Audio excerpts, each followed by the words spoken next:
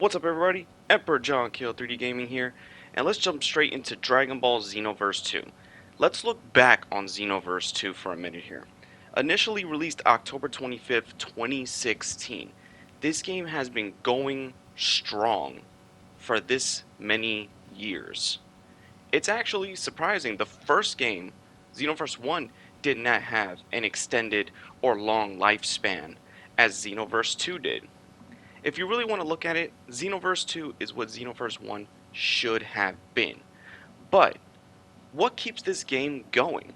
Initially, when it first came out, it was just Xenoverse 1, but bigger. You know, you knew the controls, you knew the gameplay loop, you basically knew what you were getting into.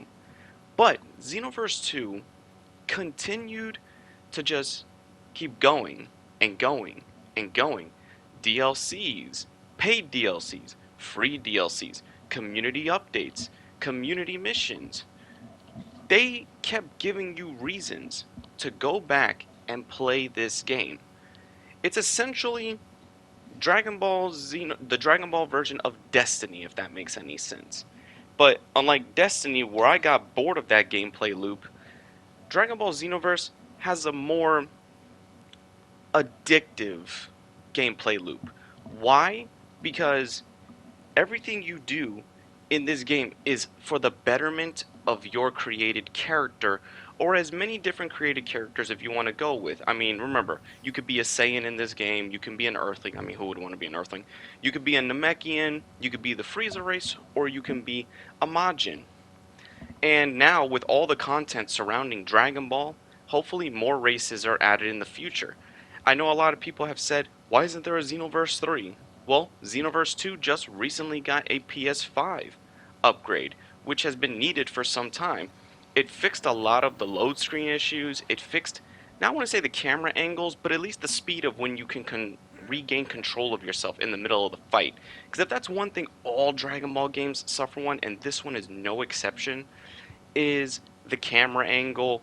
It's always off center when you're blasting somebody, or when someone's up close, you either have to look up off screen to find them. But this game right here, Xenoverse 2, every time I say I'm gonna take a break from this game, something in the back of my mind just tells me, John, go back and play it. Go back and get invested. And hell, people who were never really invested with Xenoverse 2 before, I've managed to get several people invested, and they actually enjoy the game. You would think that a game going on this long would finally be on its last legs, but there is so much Dragon Ball content out there that Xenoverse 2 can still go on for quite some time. I mean, again, like I said, look at Destiny for example. Destiny 2 has gone on, I believe, for at least little over to 10 years or more, and now it's finally coming to its end. There is still so much you can do with Xenoverse 2. Hell, they continue to add different multiplayer modes. They have brought over the campaign from the very first game. So, really, they also pulled a Left 4 Dead 2. They fused Xenoverse 1 into Xenoverse 2, therefore giving you so much content to play with. There's so many different offline missions, online missions, ways to go about those missions, ways to go about playing with your friends, multiple different renditions of versus mode, which is one of them is called cross versus. There is a Dragon Ball Super Hero, not Dragon Ball Superhero, but Dragon Ball Heroes like mode, which is the Coliseum mode, which was actually at the time one of my favorite additions to this game, being able to collect your characters like little chess pieces, and then it's like a little RPG level up mini game where you just go through, make the best of your characters, or get random characters from a slot machine. I know that's not the term a lot of people want to use, but in Dragon Ball has had slot machine rendition type mechanics before, so I'm going to have to use that here. Then going through the game, if you choose to, let's say, go through it from the beginning, there's easy ways to level up. You can jump into this game right now, and you won't feel behind. There's ways of getting what you want easily, whether alone, whether with your friends. It just, something about Xenoverse gives you that sense of feeling good when you play it. It's a feel-good online multiplayer game, and of course, anybody who's a fan of Dragon Ball, when it comes to watching the games, the shows, in the movies, or reading the manga, you always get that feel-good vibe from Dragon Ball.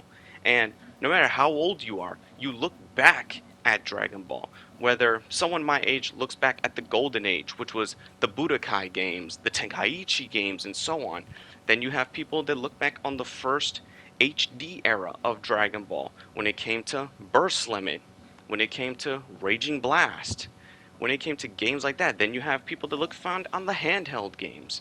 Xenoverse 2 stands along the best of the Dragon Ball games. It really does. And a lot of people had quit, or would you think would quit at this point?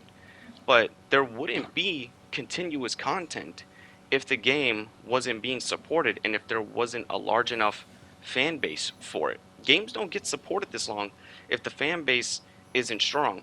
And Dragon Ball's fan base, despite how old Dragon Ball is, going back to the 80s and, the 90s, the early 2000s, and then the Renaissance with the Battle of Gods, Dragon Ball is still in a very strong position, not only with fans, the fandom itself, media, also in the realm of gaming.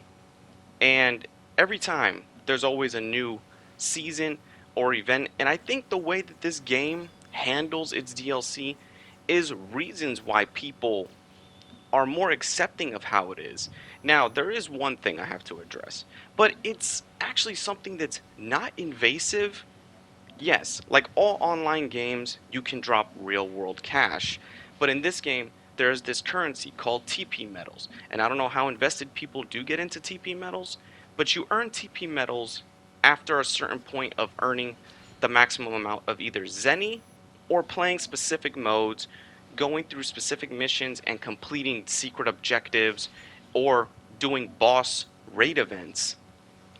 These TP metals can also be bought with real world money.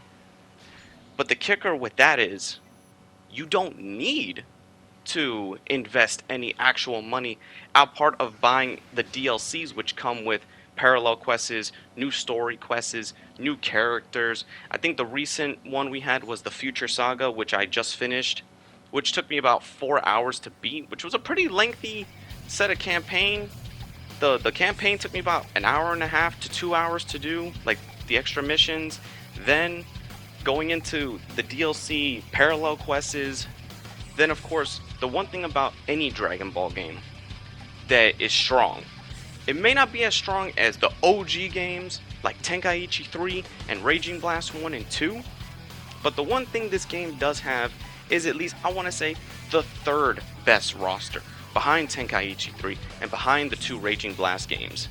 This at least has the third best roster, and they're continuing to add to that roster.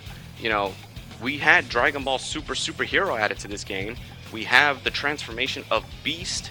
We have all these transformations for the Saiyan characters. Now, the one thing that is unique, and it was done in a recent update, is where now other races can use UI, Ultra Instinct, and can also use the Beast form, which is very telling because then it can also give people motivation to play as the Namekian more or the human more, if that's the choices you want to go to. At least you have a transformation that is justifiably as powerful as when you play as like a Saiyan character or a Majin character or the Frieza race character, which the Frieza race character goes as far as having a perfected golden form. So each character and race is unique, and it is up to you how you tailor your character, not only with its skill points, not only with going back and, yes, doing similar missions to go back and unlocking different medals or different gear, because then you can take weaker gear, go to the Capsule Corp, mix the components with other items you find or buy with the in-game Zenny to also create powerful upgrades for your character to make your character even more powerful.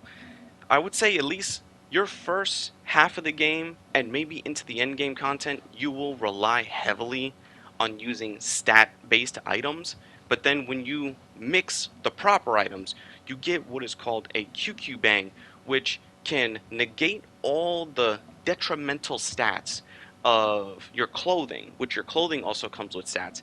This gives you potentially max stats to all your abilities. Therefore,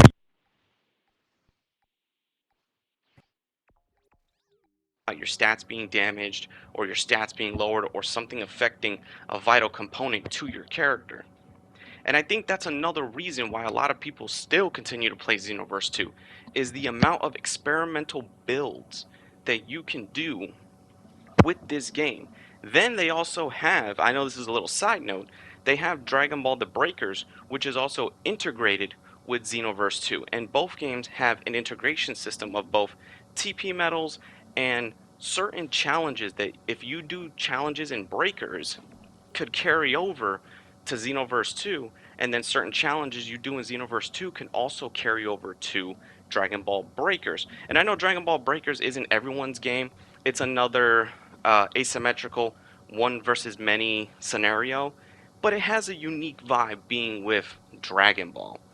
It feels so satisfying when you actually do play a Breakers match and win, or play as the villain. But back to Xenoverse 2.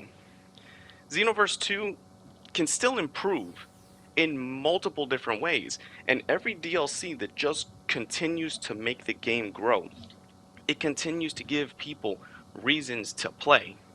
And luckily, not only that, the game has actually been improved in the controls. A lot of the jankiness of when the game first released had been ironed out very early on, but still needed balancing because when they release a new transformation or a new set of super skills or ultimate attacks, yes, of course they can be broken, they can be spammed, so they try to fix that in the versus modes or the versus online modes where you can battle with limitations. Therefore, you can't use stat items, you can't use items to boost your character to make them powerful. It's just whatever statistics you have and whatever statistic your opponent has are completely null and void. It's just bare bones. You both are on the same level of playing field. You just have your own attacks and transformations tailored to your character. Now, you can play without the limitations if you want a busted experience fighting your friends, but Dragon Ball is not really known for also having good balance allocations. That's why when you play this game, you don't really see a lot of people playing the versus modes online, like playing against randos. If not, you're probably just playing against your friends fighting each other. Where you're going to see the bulk of everybody doing is playing the PvE content, making their characters better for different challenges, or raid crystal modes where they give you the ability to become a supervillain fighting an entire team of 6 players, which is also vice versa when you're playing as a team of 6 players fighting a raid boss. And depending how well you do in the match will also determine how many TP medals you earn. It's one of the fastest ways to earn TP and currency and rewards. That's why whenever there's a raid boss, I play the raid boss multiple times, because they have, one, a ridiculous health meter. The match is only about 5 minutes and it goes down like relatively slow, because you could feel like a 5 minute match lasts for maybe like 7 to 8 minutes, because the raid boss, the best way to beat the raid boss, and I'm gonna tell you what it is, you kind of have to break the game a little bit or break your character to just lock them in place to earn easy rewards. But that's Dragon Ball for you. Dragon Ball Xenoverse 2, in my humble opinion, will go down as one of the most fondly looked back Dragon Ball Online experiences. Because that's the one field Dragon Ball has never been able to really break into until the Xenoverse games. It didn't have really a strong online sense. It was always either single player content and couch versus content. Yes, of course, you can fight online in the older games like Raging Blast, but that's as far as it went. And World Tournament modes, that's as far as it went. But Dragon Ball really took a step forward with Xenoverse 1 and Xenoverse 2 especially. Xenoverse 1, I will always see it as the stepping stones to what online Dragon Ball could be.